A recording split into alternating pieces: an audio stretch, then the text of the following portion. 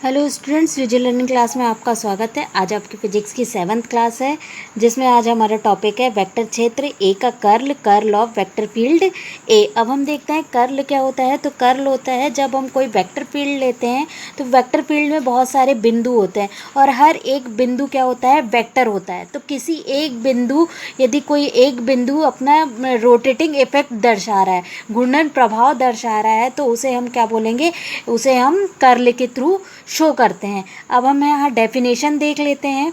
माना यहाँ क्या लिखा है, माना A X Y Z vector field है, डेल ऑपरेटर व वेक्टर ए का क्रॉस गुणनफल, डेट मीन्स क्रॉस प्रोडक्ट एक वेक्टर होता है, जिसे वेक्टर ए का कर्ल या घुमाव कहते हैं। यहाँ पे क्या लिखा है, curl A equal to del cross A. तो ये क्या है, इक्वेशन मिली हमें कर्ल की, क्या मिली, curl A equals to del cross A. अब यहाँ पे हमें डेल ऑपरेटर की वैल्यू पता है क्या होती है, I cap del upon del X plus J cap del upon del Y plus K cap del upon del Z. और ए वेक्टर फील्ड की वैल्यू क्या होती है, I cap A X plus J cap A Y plus K cap A Z. अब curl A equals to del cross A होता है, जिसे हम डिटर्मिनेंट के फॉर्म में लिखते हैं, I cap J cap and K cap del upon del X del upon del Y plus del upon del Z, A X A Y and A Z. ये A X A Y and A Z X Y Z axes के along vector field को show कर रहे हैं। अब हम determinant solve करेंगे तो हमें क्या इक्वेशन मिल जाएगी, curl A equals to del cross A equals to, determinant solve करेंगे तो ये वाली कॉलम और ये रो चला जाएगा, तो हमें क्या मिलेगा, इन दोनों का मल्टीप्लाई करेंगे, del A Y upon del X minus del A X upon del Y.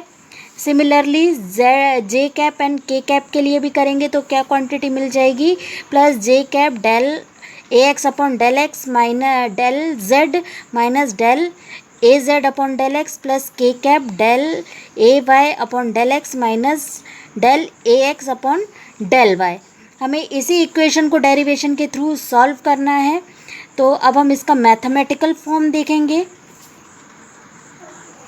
अब यहाँ हम प्रूफ देख रहे हैं, तो प्रूफ हम कार्टेशियन कोऑर्डिनेट्स में देखेंगे, जिसके लिए हमने क्या लिया है, एक आयत लिया है पी क्यू आर एस।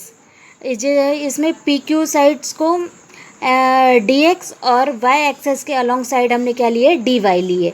अब यहाँ पे हमने ए एक्स एंड ए वाई लिया है, वेक्टर कंपोनेंट लिए, वेक्टर फील्ड के एक्स वाई एक्सेस के अलॉन्ग कंपोनेंट्स लिए हैं।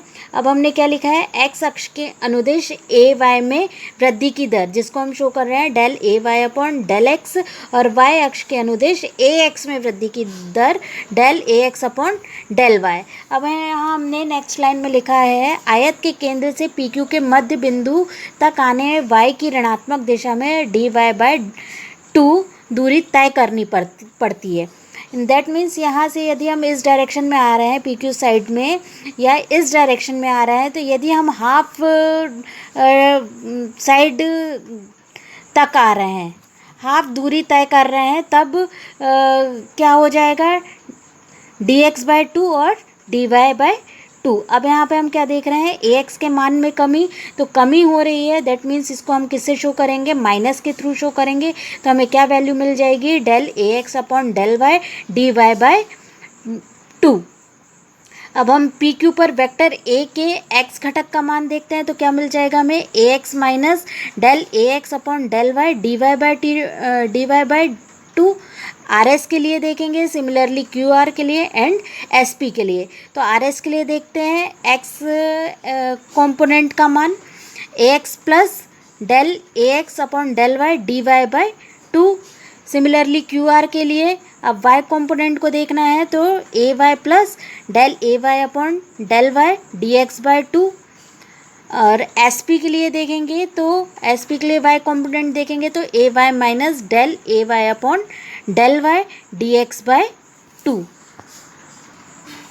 अब यहाँ आगे लिखा है वेक्टर फील्ड के किसी बिंदु पर वेक्टर का रेखीय समाकलन उस बिंदु पर अल्पांश तथा उस अल्पांश के अनुदिश वेक्टर के गुणनफल के बराबर होता है। दैट मीन्स हमें पता है वेक्टर फील्ड क्या लिए है हमने, ए लिए है और अल्पांश क्या ले रहे हैं, डी एल ले रहे हैं। तो उनका लीनियर इंटीग्रेशन हमें क्या देखना है, लीनियर इंटीग्रेशन हमें क्या मिलता है। अब हम यहाँ देखते हैं लीनियर इंटीग्रेशन क्या मिलेगा हमें, A dot D L equals to linear integration A dot D L cos theta.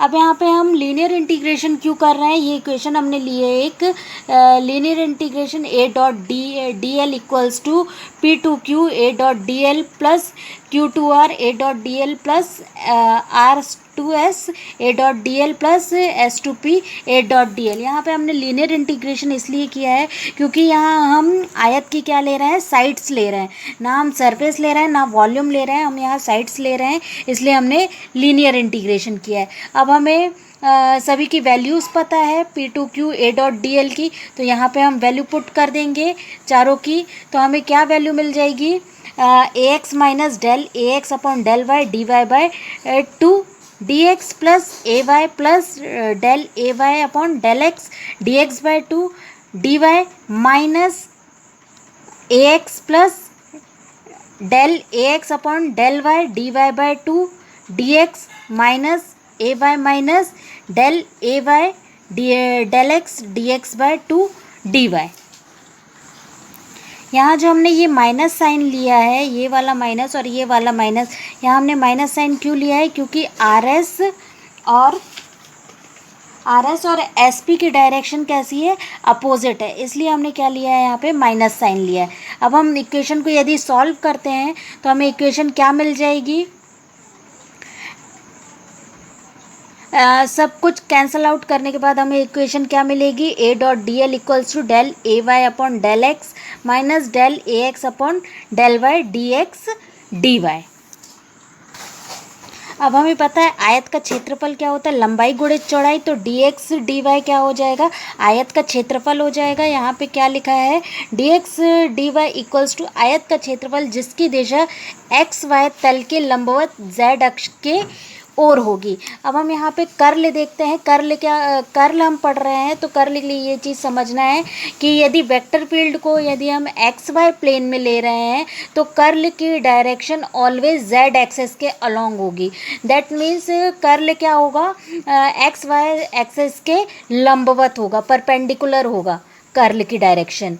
तो यहाँ पे हमने यदि z एक्सेस के अलोंग है तो कर्ल की वैल्यू क्या मिल जाएगी, curl A z equals to del A Y upon del X minus del A X upon del Y.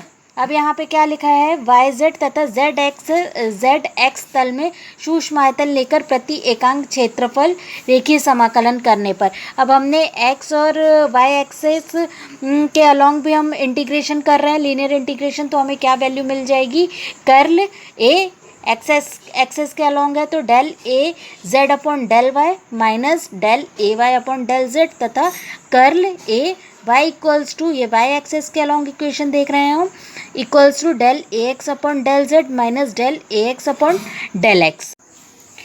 अब हम आगे देखते हैं एकांक क्षेत्रफल रेखीय समाकलन का अधिकतम मान। अब हम यूनिट एरिया पर क्या देख रहे हैं, maximum value of linear integration. अब maximum value of linear integration निकालने के लिए हम क्या करेंगे, A dot D L equals to curl A equals to, हमने क्या लिखा है, ये जो तीनों इक्वेशन मिल रही थी हमें X Y and Z axes के अलोंग, तो हम तीनों इक्वेशन को ऐड कर लेंगे तो यहाँ में क्या मिल जाएगा, I cap curl A X plus J cap curl A Y plus K cap curl A Z. हम तीनों की वैल्यूज पुट कर देंगे तो हमें कर्ल ए की वैल्यू क्या मिल जाएगी, I cap del A Z upon del Y minus del A Y upon del Z plus J cap del A X upon del Z minus del A Z upon del X plus K cap del A Y upon del X minus del A X upon